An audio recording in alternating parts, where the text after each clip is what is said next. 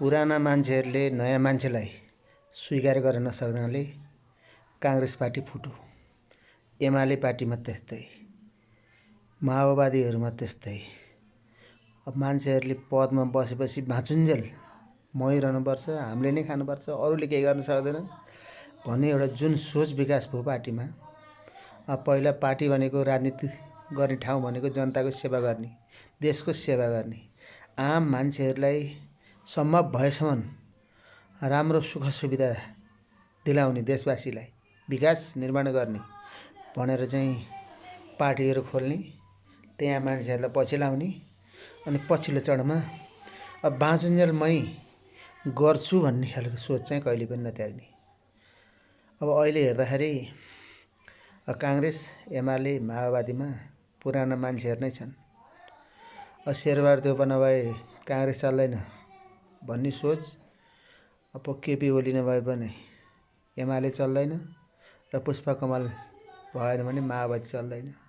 हामी नभइकन यो पृथ्वी नै घुम्दैन, यो देशै चल्दैन, डुब्छ भन्ने खालको सोच र त्यसलाई नै ओहो उहाँ भएन भने देश डुब्छ भन्ने कार्यकर्ताहरूको मानसिकताले गर्दाखेरि अब आज काङ्ग्रेस फुटको तहमा पुग्यो। अब भोलि बहुमत महाधिवेशन प्रतिनिधिहरूको भेलाले नयाँ कमिटी बनाउँछ र काङ्ग्रेस फुट्नेछ।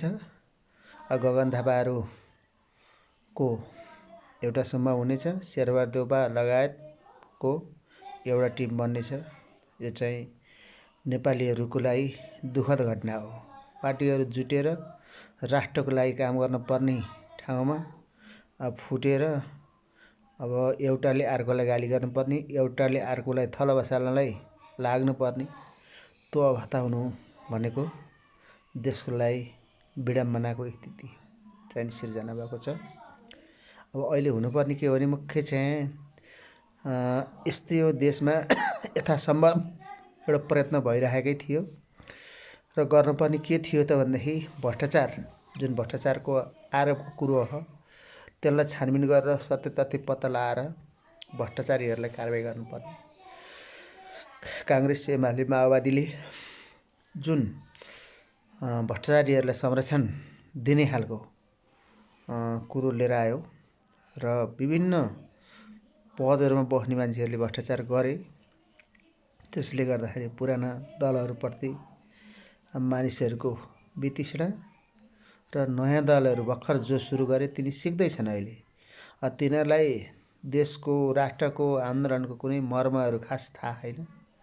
अब नयाँ उदाएको हाम्रो राष्ट्रिय स्वतन्त्र पार्टी सेलिब्रेटी नाम चलेका मान्छेहरूलाई र धनी मान्छेहरूलाई चुनावमा उठाएर जित्ने प्रयत्नमा त छ, तर त्यसले आम मान्छेहरूलाई समेट्न सक्छ कि सक्दैन, आम मान्छेहरूको आन्दोलनको पीडाहरूलाई समेट्न सक्छ कि सक्दैन, देशको गरिबी अब यहाँ विकासको स्तर खस्केको यी सबै कुरालाई कसरी समाधान गर्छ त्यो हेर्न नै बाँकी छ। मुख्यतया यो एउटा दुःख र विडम्बनाको विषय हो। सचेत रहौँ, होस गरौँ र अहिले एउटा उपाय भनेको यो छ कि देउपाहरूले अहिले सिधै अनुमति नदिए पनि भोलिको कार्यक्रममा सहभागी भएर हामी पनि तिमीहरूकै साथमा छौँ र तिमीहरूले जो निर्णय गर्छौ त्यो निर्णयमा हाम्रो स्वीकार्य छ भनेर जानु भने अब पार्टी पनि नफुट्ने र एउटै भएर जाने एउटा परिस्थिति अझै पनि बाँकी छ। तर उनीहरूले चाहिँ त्यसरी नजाँदाखेरि र स्वीकार नसक्दाखेरि, स्वीकार त हुन्छ नि, तिनै अहिले महाधिवेशन प्रतिनिधि भएर देउबाला बनाएको होइन र। अनि अहिले चाहिँ ती मान्छेले आह्वान गर्दाखेरि नयाँ नेतृत्व बनाऊ, महाधिवेशन गरौँ भनेर आह्वान गर्दाखेरि अब उनीहरूलाई चाहिँ किन नहुने, नयाँलाई चाहिँ स्वीकार नहुने हो र? एउटा गम्भीर परिस्थिति सिर्जना भयो। यस्तो खालको गतिविधिले अहिले नयाँ कार्यकर्ताले कसरी जाने?